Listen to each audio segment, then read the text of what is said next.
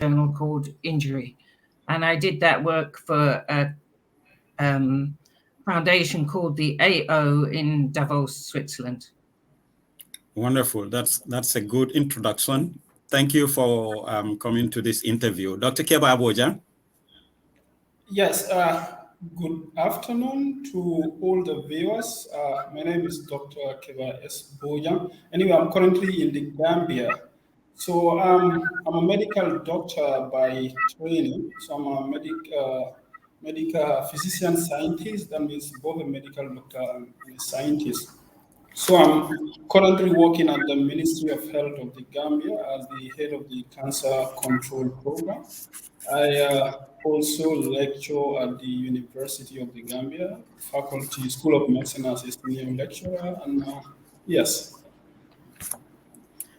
Okay, thank you, Dr. Bojang, and thank you, Joy.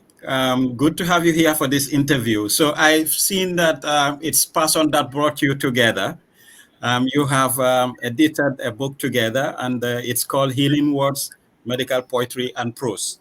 Now, in this book, I have discovered that there are 27 contributors, and 12 of them are Gambians. And when you look at the mix of it, it's like people coming from different countries, up to 10 countries, to bring their works together in the book that you have authored. And now I can say that the book has different themes, and you have up to 7 themes in the book, which are pain, COVID-19 pandemic lockdown, okay, and you have caregivers, mental health addiction, health conditions loss, patient's perspective, medical supplies constraints, medical devices. Now, all of this form the number of poems that you have come up with from different contributors. But I'm specifically going to interview you on the works that you have authored yourself. So let me start with Dr. Bojang. Dr. Bojang, the first poem is Fever. You can see that in that poem, you have 3 of you who have contributed to that poem. Now, 4 of you, yourself, Kebba, Amadou Jarju, Joy, and Baba Sawo. Now, can you talk to me about Fever? Well, very well. So before I talk about Fever, the names you mentioned, maybe I should give a little background how the book came about. So we have a poetry group or team called Healing Words Med Poetry, or we call it Team Med Poetry. So this essentially, we came together to form this group to give a platform to those who actually want to publish or talk about medical poetry. So first of all, so when you look at the book, 7 chapters, what it encompasses is all the themes actually are on the medical poetry. So medical poetry essentially is about one's experience about illness, whether illness, healing, treatment, medical personnel, medical equipment. So you don't have to be a medical personnel to write about medical poetry. Once you get sick or you have taken care of somebody or you have interaction with healthcare, so those experiences, when you put them down in poetry form, so that forms medical poetry. The book is not about poetry only. We also have prose. The prose aspect comes or talks about narrative in medicine. So now to go back to your question, so the number of the 4 people are all part of team medical poetry. So essentially what we are doing here, this is what we call collaborative poetry. So when you look at the book, we have about 6 collaborative poems. So we came together, and like we said, this is the best way to introduce this book. All of us, 4 of us, although we are more than that, we all came into our part. So fever, of course, is part of the general theme. Fever, when it comes to healthcare, it goes across the board. Whether you are any condition, almost any condition, fever comes in there.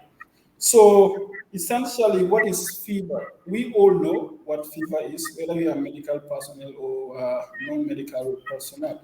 But essentially, our take on my part of the poem, what I'm putting here is how fever actually is beneficial because what happens when, let's say, there's infection in the body. So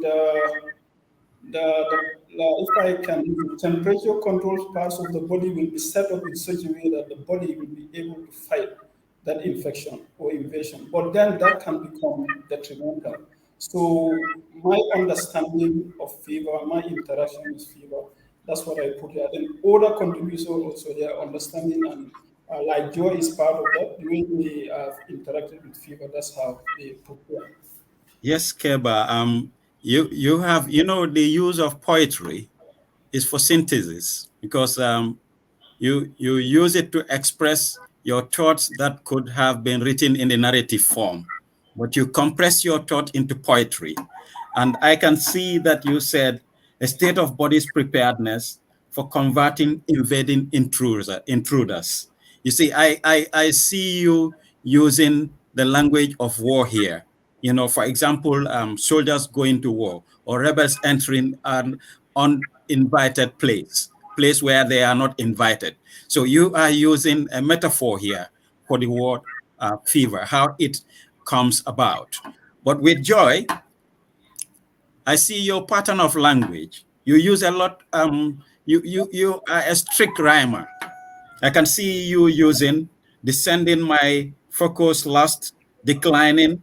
I feel the frost. The rhyme there between lust and frost, and then unsevers the chills and restrain to pills. Can you talk to me about your part of that poem? I was given the prompt. Kebba issued this prompt, so we're told to write about fever.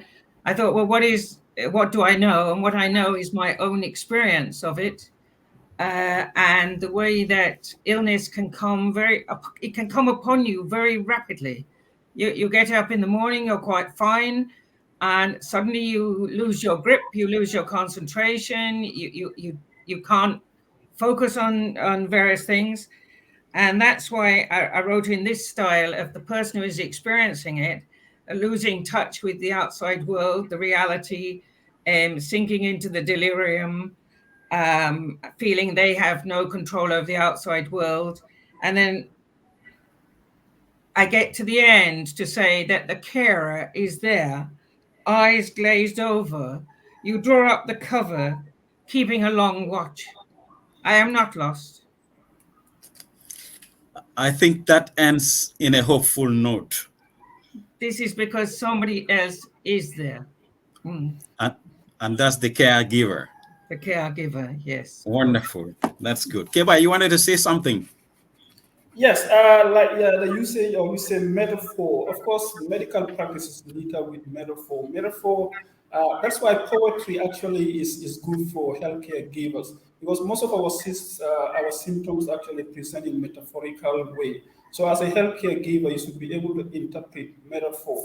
That actually helps you in actually communicating your symptom or the your sorry that actually helps you actually communicating your symptom to the healthcare giver, and healthcare giver can also actually communicate to you using metaphor. So that's why when you meet with doctors or some of our writings, you come across a lot of metaphor. We call them medical metaphor. Of course, we have other type of metaphors like literal metaphor and grammatical metaphor, but what we are using here is medical metaphor. Thank you, Kebba. I was wondering if you have had any interaction with Dr. Landry Peters' work, because he too was a medical surgeon and he was a writer too. He wrote poems. I did meet his wife. In fact, I did meet his widow at the time. So okay. I knew of his renown, let me put it that way. I heard of his renown, yes, partly linked to the theater in Gambia. Okay. Yeah, because I'm saying this because he said that politicians and writers have to work together in order to produce a society that is fit for purpose. And he said this in his famous speech at, he said, it is the time that political leaders recognize the full value and functions of writers and artists within their communities. If we are not to produce sterile societies, faceless societies from which the well-famed joy of life of the Black race has been crushed and even eliminated, doers and thinkers must work together to fashion a healthy, integrated, impregnated mess of social conscience. So I tend to see that your work that you have hewed out, beckons on this kind of thing, because you make us alert to the health environment with your poems, what you encounter in your daily work, and how you grapple with the situation and the constraints that you have to overcome to make sure that you deliver at the end of the day. I believe Kebba has mentioned this in his little prose where he said, doctors are poets, something like that, which is written in prose form. But before we get to that, we have this poem where Kebba, you said sitting in the waiting room. Sitting Yes. in the waiting room. Which page is that again? It is on page 9. Yes, sitting in the waiting room. Yes. Mm-hmm. So I believe here that it's about a person waiting to consult the doctor, and the person is full of anxiety, anxious about the state of health. Exactly. I believe so. That is what it is Yes. about. Now, if you Yes. take us through, we will see at the end, you say nothing can be done about the state of health of that person, but rather what can be done is palliative, which is to put the person on painkiller because it has passed, the state where it can be cured.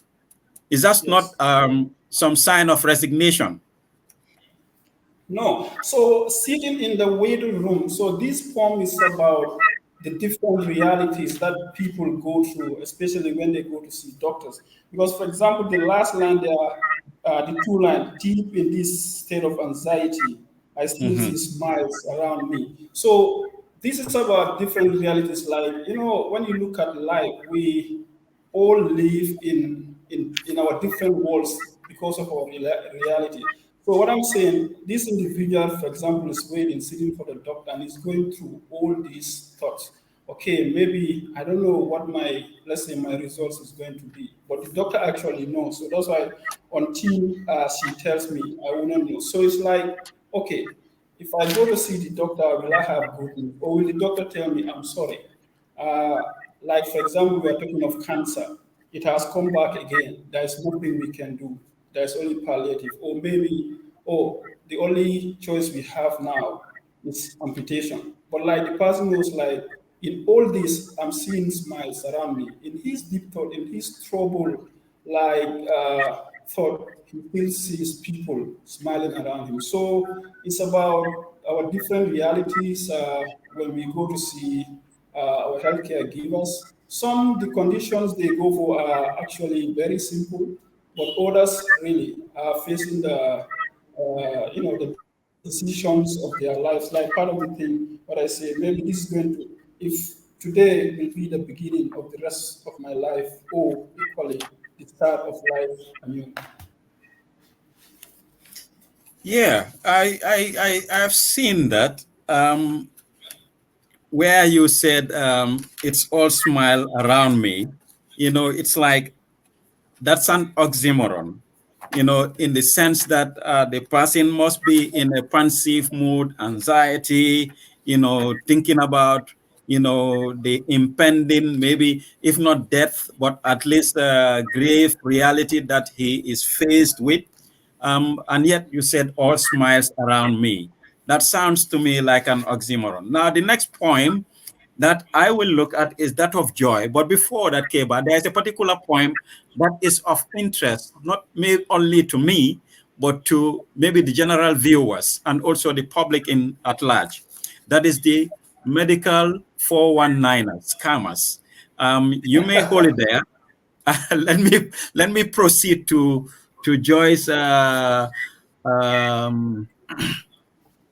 COVID co-nurse. COVID co-nurse is on page 32, Joy. Mm-hmm. Like I said, you are very good at using sounds, alliteration, assonance, and consonants, and also end rhymes. Travel the world as at yet never, met others once, know them forever, never and forever. Spoken to many very often, parted from some, not forgotten. Every day at working pace, COVID nose runs the endless race. Wow. This, to me, is a regular rhyme scheme. Okay, you are doing a regular rhyme scheme here. But yet again, I also see some form of internal rhyming. When you look at the sick for a season, that is the next stanza. At first a stranger to all, I befriended you when you called. Sick for a season like blinding rain, succumb you cannot leave your lane. I come, I care, coax your return. Now, that to me is just like the line of Shakespeare, I came, I saw, and I conquer. How would you talk about that, Joy? Well, it's absolutely true to say that I do write mostly rhyme. I write less free verse. I have written free verse. Free verse is, some people think that free verse is an easy way out. It isn't actually, it's very difficult. Yeah. There is a master, I think there's a man who is a master of free verse. He's called Richard Berengarten. And he writes in most of his poems in free verse, but in very different styles. So there are certain rules that govern it. I am more acquainted, I suppose, with the rules that govern rhyme and alliteration. So that's what comes easiest to me. This particular poem, I have to stress, is the intellectual property of Baba. He wrote it, and then I polished it, we could say, did some linguistic refinement. And as a translator, I think it's an important point to make. If you get to a certain level of being a professional translator, you must sign that you add nothing and you take nothing away. So within this, you should hear the voice of Baba throughout, speaking with certain very Gambian, recognizably Gambian phrases. Yeah. Whereas I have adjusted the form slightly. Okay. So I want to say that, and but I must say, and I say this, I want to say this poem contains what I think is one of the most powerful lines in these poems. There's no one powerful line where he says, "A soaring pandemic, a silent foe, to ease your pain, I come and go." Complete selflessness. Yeah. He doesn't need to be there. Yeah. Actually. I come and go. That's true. Now, I look at the last stanza. It says, you shout and wail. Call me to care. The risk is great, but I must dare to bring water, meds, and cooling air, to walk you here, to walk you there. You may forget I am human too, but blood in my veins, a heart like you. I see the call to the humanness of the doctor here or the caregiver.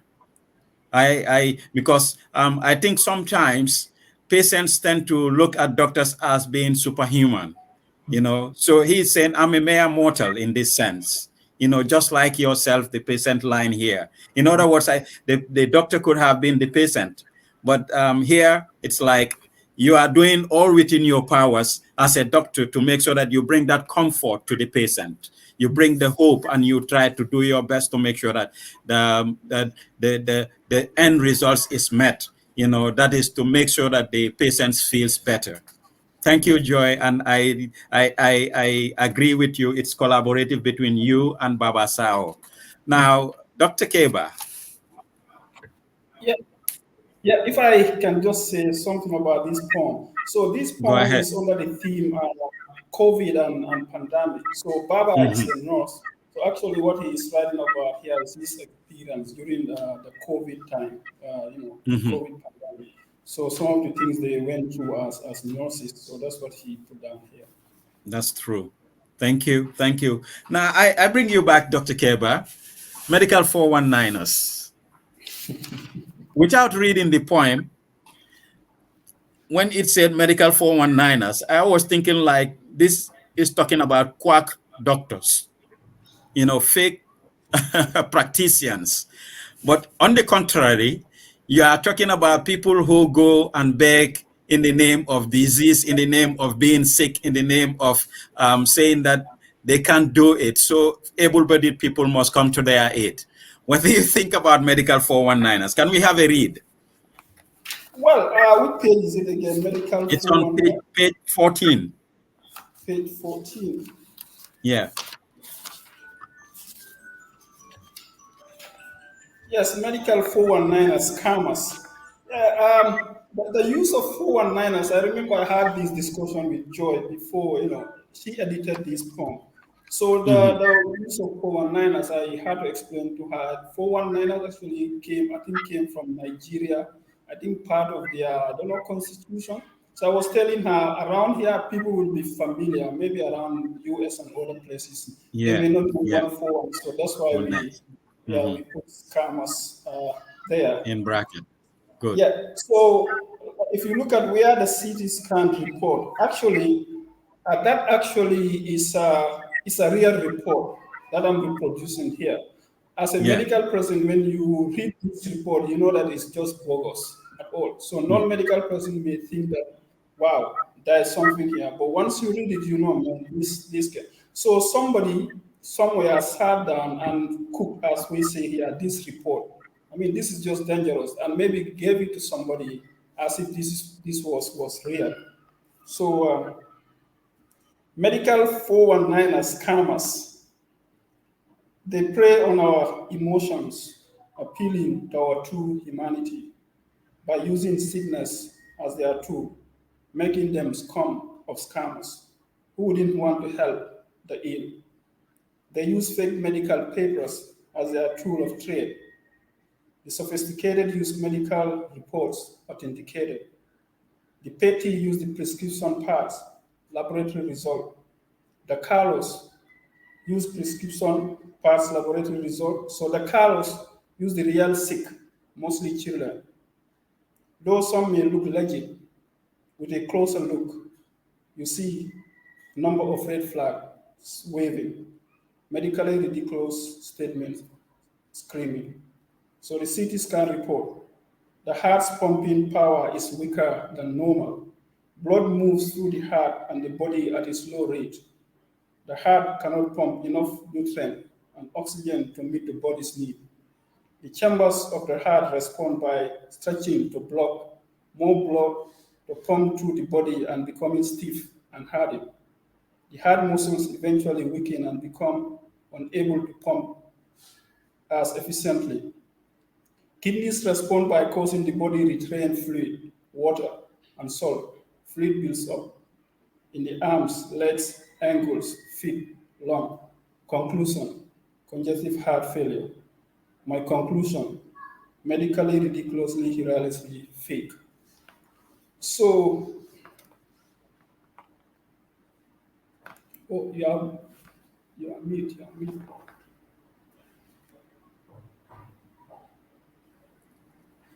Go ahead. You were saying? Oh, we are not hearing you. So when you even look at the CT scan report, reading it was kind of challenging to me. But actually, it's not. It doesn't make sense. Some of the things this one wrote here are really are. I mean, I don't even know how to describe them. They are just more than the word ridiculous. Yeah, that's what I am saying. I said you have used a good expression there to say my conclusion: medically ridiculous, hilariously fake. I said you have used an expression to exaggerate the extent to which the fakeness is. And And then, when you look at the forms, yes, part of it, like it depends on these 419ers. They have different levels. For example, when yes. I say some will use fake medical papers, okay, Hmm. some will use Hmm. reports which they will authenticate, but some Yeah. will even use sick children. You know, those are the people. You know, the ones they will use just to fake you to give you money. Because like when somebody is brought to you and says sick, we all have humanity in us. You know tend to help that individual. You know, when in reality all they are doing is just fake. Yeah, and Keba, we tend to see this every time, especially Joy. For those of us who are in the Gambia, they go around churches and mosques, claiming that they are incapacitated because of their sickness and they can't do anything. So they beg for, money, to meet the family demands and the like. So I really have seen Keba bring this out very poignantly because at the end of the day, literature has a purpose. You people are writers and you observe society so closely and you bring this out, and you have it's like it made me jolt and sit, like I said, when I read the title, you know, medical 419ers, I was like, okay, this is going to talk about, quack Quacks. doctors. But instead, it's the patients who will kind of fake their sickness or exaggerate it to the point that they will go around and make it a livelihood skill, to beg from people to earn money. So you are very observant, and this is the essence of writers. So thank you very much for that. Now we are going to move to caregivers. That is the part 3. Caregivers. Joy, you are talking about ode to the fracture fixator. Ode to the fracture fixator. And I see you use Fixator, which is a French term, I believe, huh? Which page is it? This is supposed to be page 52. 52. Yes, it started off because all of this started off in Switzerland, and Okay. Switzerland speaks 4 languages, and it's so initially they were using the French term fixateur, Fixator. and over time it changed to the fixator. We call these external fixators. Okay. A lot of things have changed. Do you want me to say a little bit about the background? Yes, because I have even seen reference to this god of sleep here, Morphus. Yes. Is it God? Yeah, dream rather. Well, I actually inserted this poem into one of the supplements to it was called the AO ASIV Scientific Supplement to Injury. And this was a specialist document on behalf of the AO in Davos, Switzerland, specialist publication. So we did topics. And the pinless fixator was a very important development in the move away from wearing plaster casts on broken legs and other fractures. They'd moved into implants and the external fixator. And then there was the problem of tissue necrosis. So they were trying to reduce the contact level between the plates or the fixators and the body on the bone. So this fixator came up and I'd done the whole supplement. It's ready for publishing. And I popped this poem in. So there are references to the professor who came from Zermatt. And that's why it's got like little clues in it.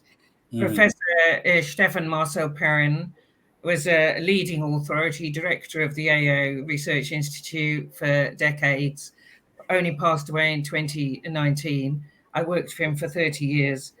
And some of the other people are the authors inside, little references to the authors, other authors of the scientific articles within that. And I put this in the dream form. I said, I dreamt. That's where Morpheus comes in. I dreamt. And then I dream of these people coming who are the doctors, actually, and the surgeons. And they're drilling. Do you want to do a rendition, Joy? Do you want to read the whole poem? Well, it's not very long, is it? Do you it's want not me long, to? no. Go ahead. Ode to the Fracture Fixator. I lay my head in Morpheus' lap and dreamed of days gone by. I dreamed the fracture fixateur had made me ossify. I dreamed I heard a mighty Swiss who cried, the fix X comes. But the professor, he dozed in Zermatt and ogled at the sun.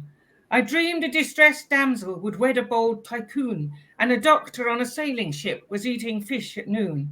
I dreamt I saw some clips and weights which made my legs too long, and tubes and rods and bars and things to make the weak grow strong. I dreamed I had to write a tale of the injured and the ill, till Morpheus touched my fevered brow, and my sleep was calm and still. Wow. The sounding. The sounding, like I said, always. And the anaphora at the beginning. You said, I lay my hand, I dream and I dream. Yeah. Okay?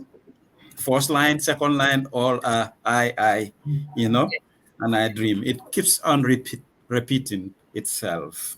And you can see the way the lines entered each other, you know. That's called an enjambment. Okay? So this is a beautiful poem, Joy. And we have got the background, and you made reference to the Greek god of dreams. Great. Thank you. Yeah. Kebba, clinical poems.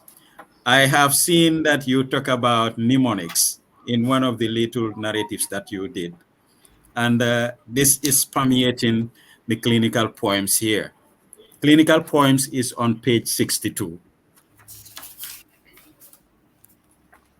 Yes, clinical poems, yes. You talked about doctors being poets, and you talked about their use of mnemonics. So I have seen clinical poems had a special reference to a mnemonic within the write-up. Can we go ahead? Yeah, so clinical poems here, poem, P-O-E-M. So the meaning is this is patient-oriented evidence that matters. So this essentially is about evidence-based medicine, if we can say. So we have what we call disease-oriented evidence that matters. So what is the practice now is going towards what actually matters to the patient, not to the disease. So, for example, the examples are here. Maybe as a clinician, when the patient's blood pressure goes up, there are medications that you can give. For example, if the blood pressure goes to, let's say, 210 over 120, you know, when you want to just concentrate on the disease, you can give medication that will bring it to 120 over 80 within 30 minutes. But now the practice in such a way that no, you have to pay attention to what is more important, relevant to the patient. You can bring that blood pressure down, but that will be detrimental to the patient. So the poem here is patient-oriented evidence that matters, not the other way around. So I put the clinical there for people to know that I'm not talking about the poem, the literature one, but this is about the clinical practice. So yes, evidence-based practice is at the heart of it, an evolution of evidence and grasping it. It's not all relevant, clinically applicable. Poems, patient-oriented evidence that matters, is what is central to doctors and patients. Therefore, a poem a week will make a patient better. In this age of information, it is not its acquisition, but management that matters, interpretation. Overwhelming over information hinders doctors succumbing to information paradox. not finding at speed what they need. Ubiquitous disease-oriented evidence, DOE, is not much help in clinical patient management. Patient-oriented evidence, POE, is what matters. With POMS serving as filters on screen. DOE, EPO in patient with CRF increases HB. Patient-oriented evidence, EPO, increases mortality in patients with CRF. Disease-oriented evidence, doxazocine lowers blood pressure. Patient-oriented evidence, doxazocine increases heart failure. I wanted to look at the last part of that poem and believe Yes. that every practicing every medical student should kind of read this poem to make sure that they commit it to memory. So that looks to me like a medical equation. Yeah, so I What is can your thought? interpret for the non-medical person. So EPO is erythropoietin. Now, we all know chronic renal failure disease. We have a number of them in the Gambia. So when you have a chronic kidney failure disease, one of the things you come down with is your blood pressure goes down because of the erythropoietin. Now, when you give erythropoietin, it's going to take that blood pressure up. That is good for the disease, but what it does is increases the mortality in the patient. So now, as a doctor, what they are telling you is don't pay attention to the disease. The evidence should be on the patient. Don't give erythropoietin. It takes the blood hemoglobin up, but at the end, you end up killing the patient. So that's what this is about. The other one is about blood pressure medication. When you give it to the patient, the blood pressure goes down, but it is going to lead to heart failure. So this is all what is all talking about to make sure that for patient-oriented evidence, that's what is more important than the disease. Okay, that's wonderful. Too Joy. clinical, I hope not. Yes, indeed. Joy, there is a poem on page 86. It's called Hooked. Hooked. Yes, Kebba Hassan Wage is the author. Mm-hmm. Yes, I don't know if you will be right, to say that it has a theme of desperation, and the mood here is that of sorrow. There is a loss of hope and a cry for help. Going through the poem, you can see that it's not at the free will of the person that was hooked to be a hooked person, but then he got hooked involuntarily and is now crying up for help. What do you think? I think it's a very clever way to describe the it's on page 86. It says hooked, addicted and dependent of petitine, meropidine, dermatol, started innocently to numb my pain, then sorting me out from reality. Now I am a testament to this depravity, lying down on my bed, depressed, with nothing to pique my interest, though it all started with stress. I am still on a quest for redress. The demon has stolen my happiness. Now it's in complete control of my life, my CNS being in its place of residence. I live life at its beck and call. The dependency is killing me, but I can't fight it off alone, unassisted, for it gets stronger each and every day. So I am trying to say that the voice here is that of desperation, and the mood is that of sorrow. It is sorrowful mood.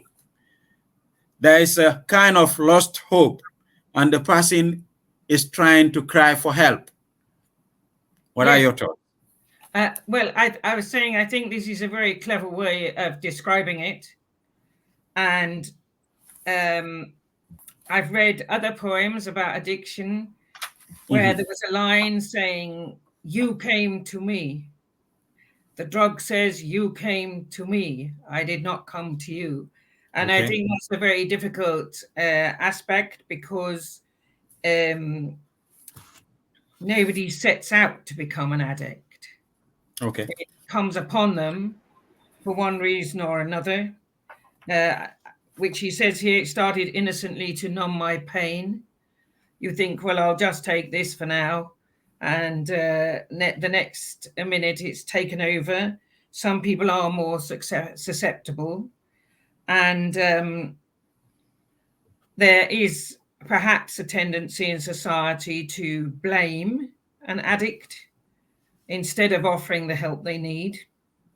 And I noticed that this poem is in fact opposite the one by Heather Bell, who is my second cousin.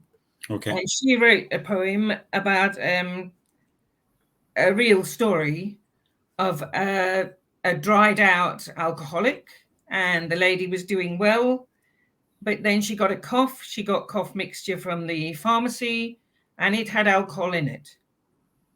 And the end of the story was, sadly, that everybody was on a search party and found her in some bushes where she had laid for 2 weeks. So this is because some people don't see it coming, it won't happen to me. I think this comes out a lot in this poem by Hassan, that he can't control it. He's lost control. It wasn't supposed to happen. He didn't do it deliberately.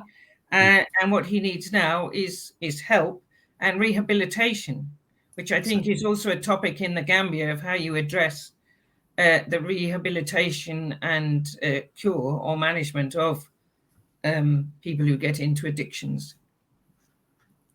Dr. Kebba. If I can say something about this. I just wanted to ask Kebba. Yes. Some people don't get addicted because they abuse drugs straight away. Some people, they get it when the drugs are being used on them as painkillers, and they transcend into the other side. What are your thoughts? Sure. I've seen a number of those cases where the patient actually became addicted to these drugs. They were started on by doctors, private. So this poem was written by Hassan Wage, now Dr. Hassan Wage. When he was writing this poem, he was a medical student in Sudan.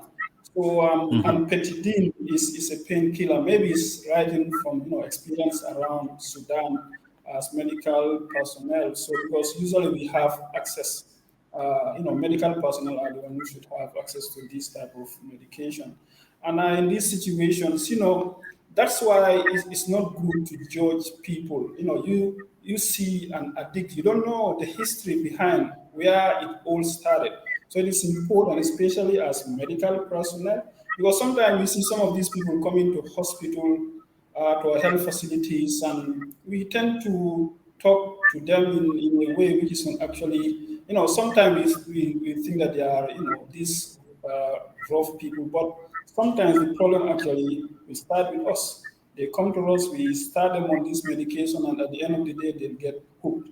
So I don't know whether this poem is about that kind of situation, like, somebody was started on petidine because was going through some issues, and now cannot just leave it. Yeah, I also, when I went through it, I tend to associate it with a reality that I have seen, because I have seen an accident victim that was put on painkillers, and in the end, the person went out of the hospital being addicted to the painkiller. So he became, he got hooked, and it didn't spell good for him. So like you said, I think it is good that people are helpful. And the voice here is not a lost hope. It's saying, I can't do it alone, I need help. So that means that he needs the caregivers, to depend on to help him come out of the addiction. So that's a good poem. But Kebba, you have a poem that you need to look at, and that is the split personality. I see history being written here. Wow, split personality. Yeah, my split personalities. That is on page 85. My split personalities. This poem was written together with Bakari Sonko, Bakari Sonko, who's a yes. yeah, Master. Master is a well-known mental health caregiver. Mhm. So actually, this is a true story about what we are writing. So this was an individual. Here also we are using metaphor again. So this individual is talking about her personality is like there are five aspects to her personality.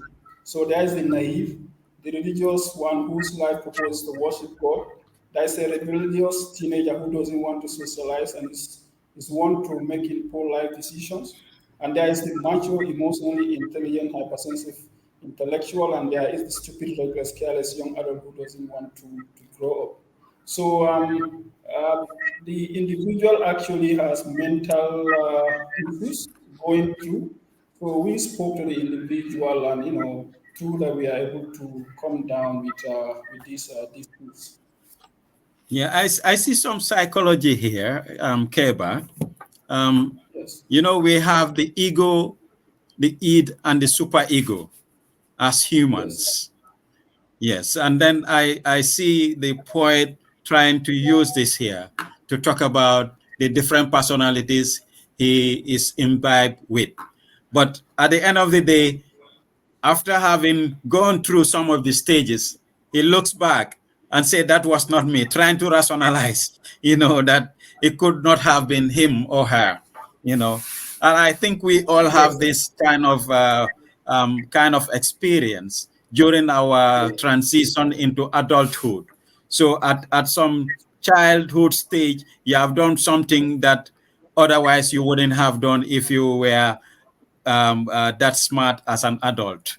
I think that is yes, a kind of reflection that you try to imbue in this poem here.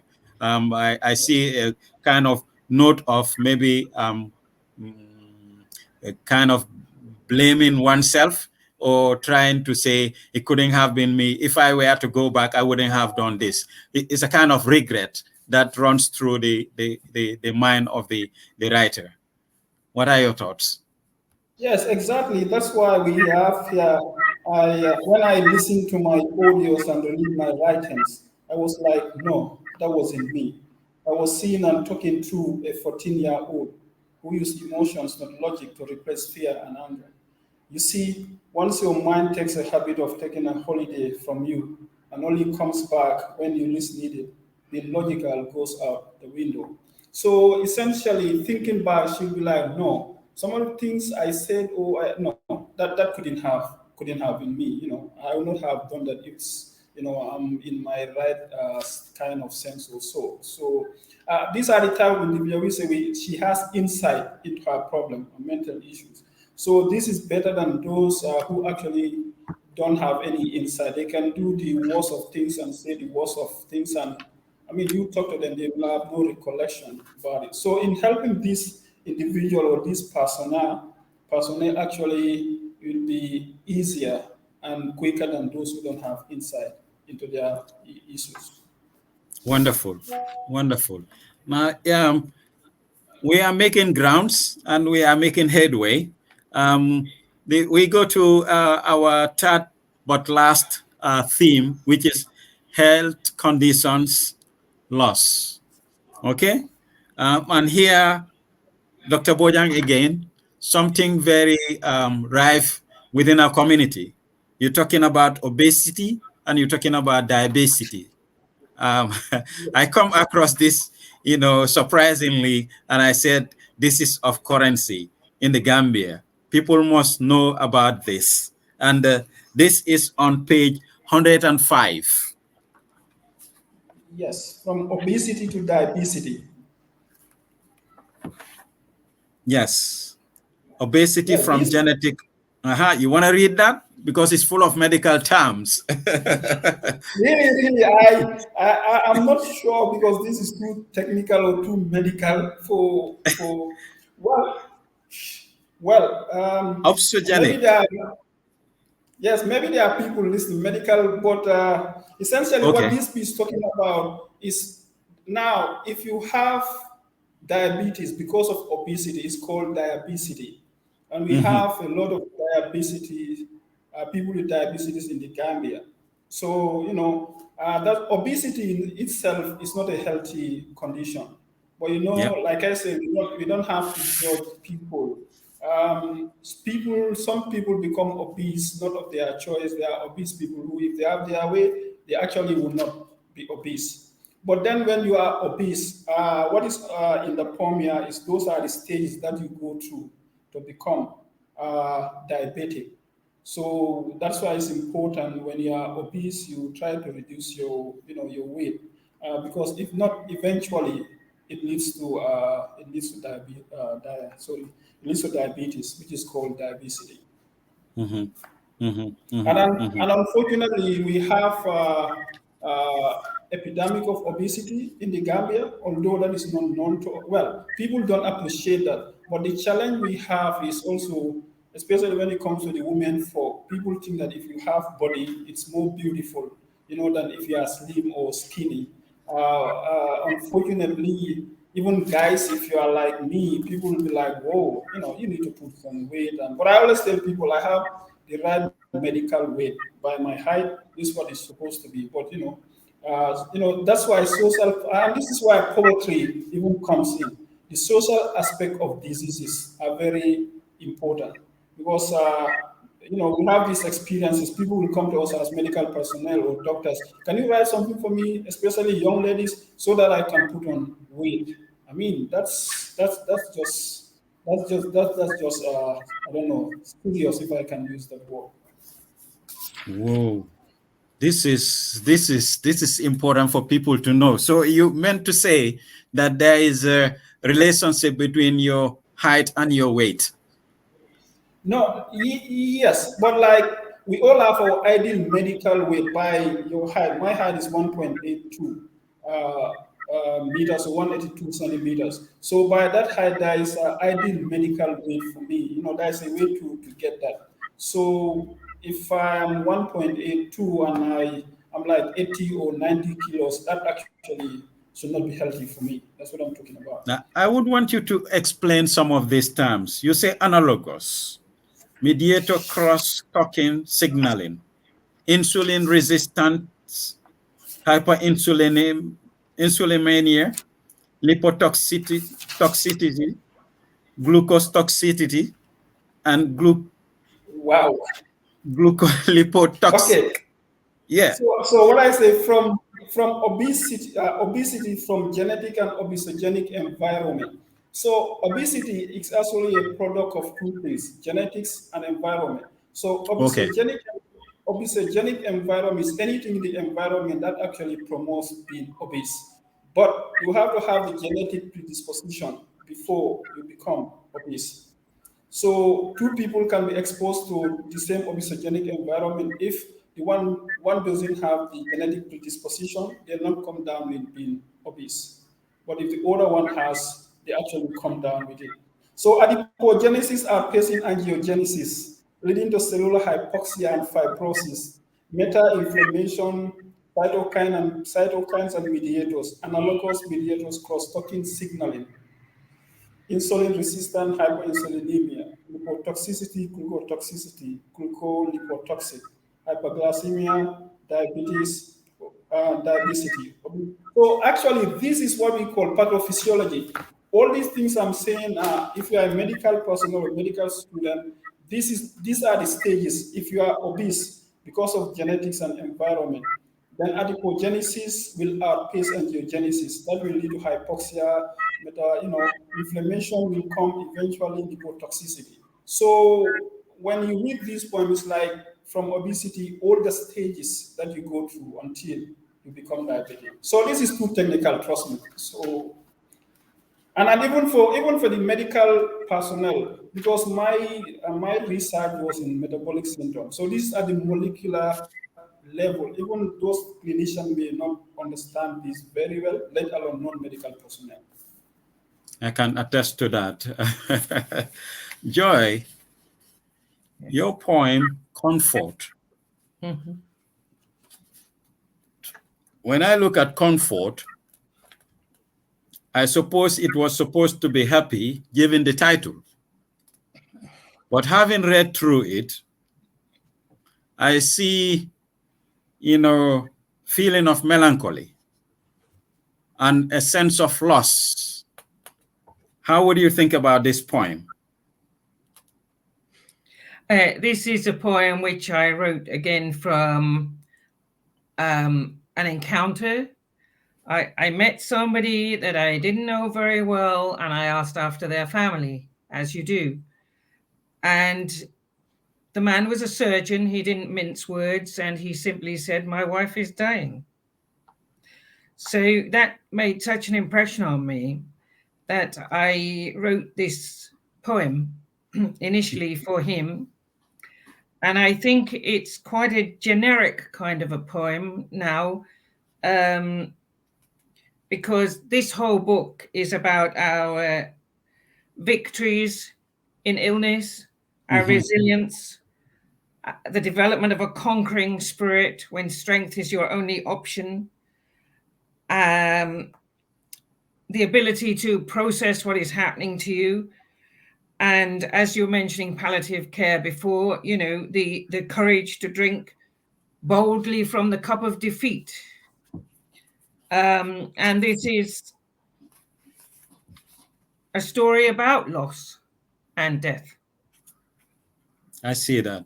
I see that. And I have seen that you refer to time as if it is a human.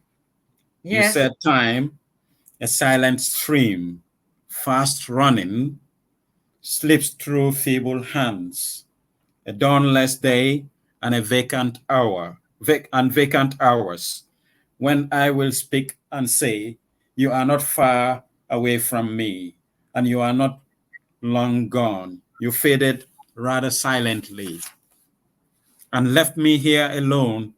I stretched my arms to catch you, to hold you strong and fast, to try to stop you slipping into irrevocable past. But the sands of time were pouring through the hourglass. The time was full, a time to live, a time for us to part. I see that very sad ending, yeah, and a sense of loss. Inevitability. Exactly. And this is the cup of defeat if you're, willing your friend or relative to get better. And sometimes the time is full. Yeah. Thank you. Dr. Bojang, we move on. Patient's perspective. There is a poem called Doctor, Here is Gambia. It seems very arresting, very relaxing, and just indifferent. Well, actually, this is a true, I'm writing about a true experience here. When like I say, as a newly minted doctor in the Gambia, when we just started practicing. So, and this also has to do with humanity to medical practice, which we don't tend to have much around, especially here. So we tend to focus so much on the disease and forget about the person as an individual. So this is a situation where we, the outpatient department, a patient came, diabetic patient. So the blood sugar was high again. At that time, the experience was very low. I've not traveled around the world, so, and then typically we are like, the patient was advised not to eat rice. And then, so it was like, we are like, doctor, your blood sugar is high. We know you're taking your medication, but didn't we tell you not to eat rice? In a reprimanding kind of tone. So, and then the patient looked at him like, in Mandinka, like, Doctor Jam Gambia, like, in a way like, here is Gambia. So if I don't eat rice, what am I supposed What to eat? else? And Yeah. he said that in a very sad tone. That stayed with me now going forward. Now when I got to know about, humanity in medicine, medical poetry. I'm like, wow, the way we actually treated or reacted or, with that individual. No, if I had known what I know now, it would have been actually different. So I was just paying attention to the disease. All I wanted was the blood sugar to come down, but I did not pay attention to the condition, the social condition around the patient. And that is Well, very I important. Humanity in our practice. Okay, I'm going to say that we have come to the 1 hour mark, but we still have 15 minutes. So when we get to the 10 minutes mark, I'm going to allow you to reintroduce yourself because this was missed at the beginning. So, but going forward, Doctor, to me, the poem, Doctor Here is Gambia, is grounded in sociology. And I believe every medical personnel has to do some kind of sociology. So it's like a reflection on the realities in the country that the patient is making you more aware of. That if not for this the cause that we are in the Gambia, but also sometimes people are challenged in terms of the limited finances they have. The choices they make becomes very limited because when you look at our culinary art, what we do in terms of our dietary system, you will see that a lot of the food that we consume, are all carbohydrate based. So at the end of the day, it's like we are trapped. You don't have a lot of choice, but also you are constrained because you have limited finance to make sure you are able to afford, the alternatives to rice and the like. So I see the person, trying to be very indifferent, to their health condition in the sense that they say, this is the Gambia. If we don't eat rice, what else can we eat? So I see that of resignation. But you are right.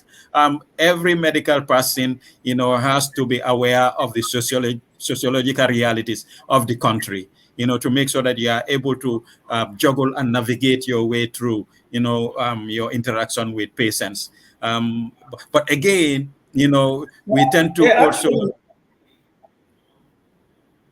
yes, we tend to also no, actually, forget the realities of our medical personnel because the medical personnel also sometimes can be overwhelmed with the number of patients that they see to some point that they might be prompted, to kind of anger, because of the carelessness or the lack of caution of a patient.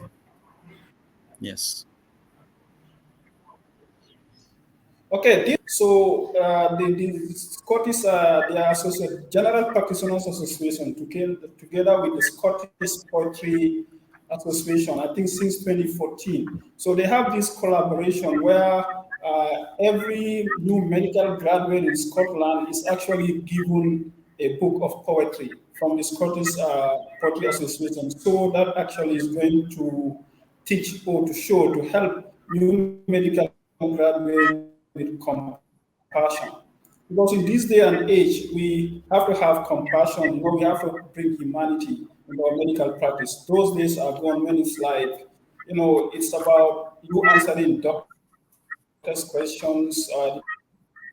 Doctors also discipline called narrative medicine. It started in Colombia in 2001. Narrative medicine. Every patient has a story beyond the symptoms they present with.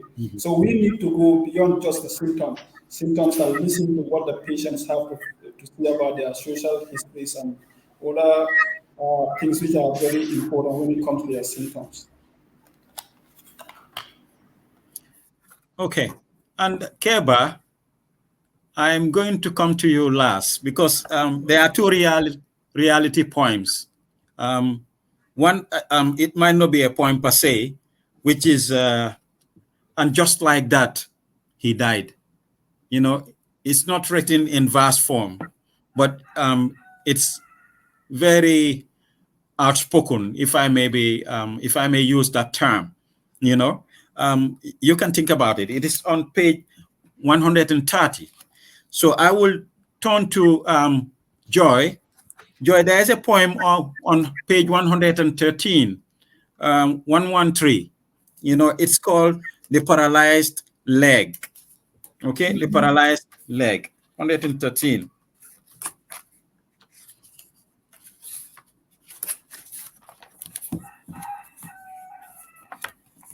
Now, can you explain the background to us about this this poem, Joy?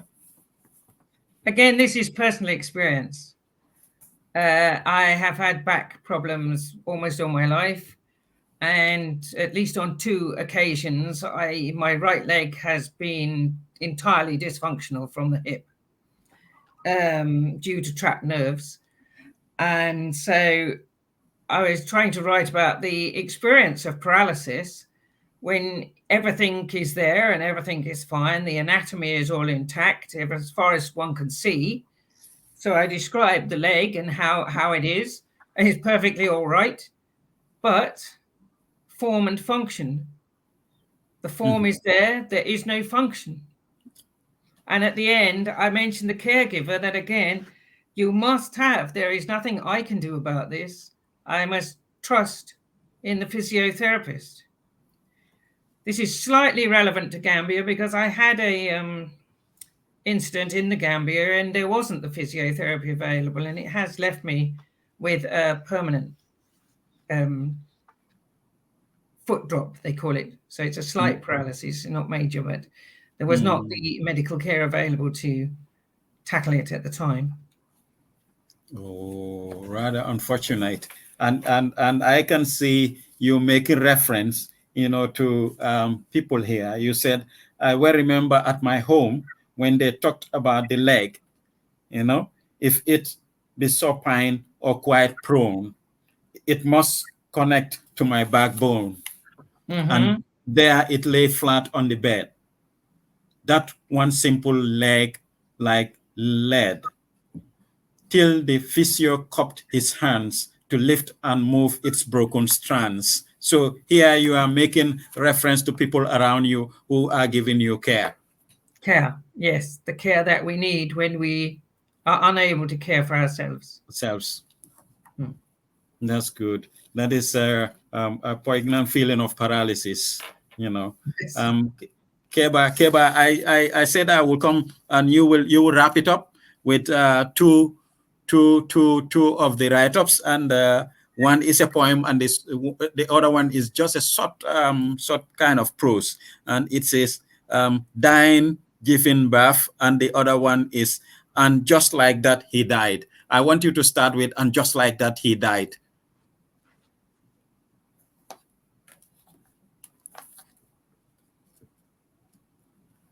Can you put Kebba? Kebba, you are on mute.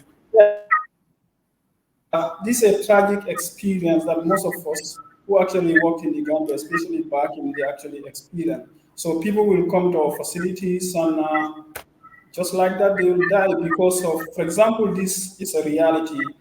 This around 45 or so came into an emergency room. When we saw the patient, we knew the patient had a heart attack. But when he arrived, the basic things that we are supposed to be, that we should use to attend to him, the oxygens, the painkillers, we are not there. Within 30 minutes, he slipped through our hands and died. That's why I say just like that, he died. So, like the point, even like the piece before this, as doctors we cried, the same experience Dr. Jabadi and Catherine said. Their experience was at the same emergency, they had 2 patients to be put on oxygen. You know, it was not available. All the patients died on their hands. And as doctors, they themselves started crying at A&E. So it was the escort of the patients who even came to, to console them. So people don't know, but in the Gambia, most of us who practice, we've been, there are situations where you rush to the toilet or you go to the on-call room and cry, put yourself together and, come back to attend the patient because you face situations which, these are unavoidable tragedies that are not actually supposed to happen. So this was the experience there. I'm so Kebba, if you are to write this in a form of a letter to the health minister, it would have been frowned upon. But here it is embedded in a poetry book, collection of poems, and it shows how inadequate maybe we find our health system. Because if the right tools were there, that person could have been saved. Because you have got all the medical skills, but you do not have the tools to rely upon, to make sure that you save the life of that person. And just like that, he died. It's a very somber mood. It's a very somber mood. So I would not want to waste your time any longer. Can we just reintroduce ourselves, please? So we start with Joy, please. I want to thank you again for having me. What an honor it is to be here. And I particularly want to make a mention to commend all the Gambian journalists who supported me in my work in the Gambia. That's the first thing I want to say, all the charity work that I was doing there for several years, always reported, always written up. As far as poetry is concerned, I have been writing since childhood, in fact, all my life. It just came naturally to me. My parents gave me a poetry book when I was 10, and that was the beginning of it all. I've produced an African storybook called Bono, the Hyena, Christian poetry called The Wise Man of the East, German to English poetry translation, which is on the internet. And my professional career was in publishing, in German to English translating, editing, writing in orthopedics and traumatology for an organization called the AO in Davos, Switzerland. And this was based on my background in linguistics and medical studies. Wonderful, amazing. Dr. Kebba Bojang. You're mute. Yes, Dr. Kebba S. Bojang is my name. I'm a physician scientist, a medical doctor, and a scientist at the same time. Now I'm currently working at the Ministry of Health of the Gambia as the head of the National Cancer Control Program. Yes, so thank you. Thank you so much. Thank you, listeners. And it's GRSP with you here. GRSCP, with you. And ARPS Media, that is with you on this book interview. It's called Healing Words, Medical Poetry and Prose. And you want to believe that they have done justice to their work. It's a collaborative book of poems and prose work that was edited by Kebba S. Bojang, Dr. Kebba S. Bojang, and Joy Buchanan. So thank you so much for your time. Thank you.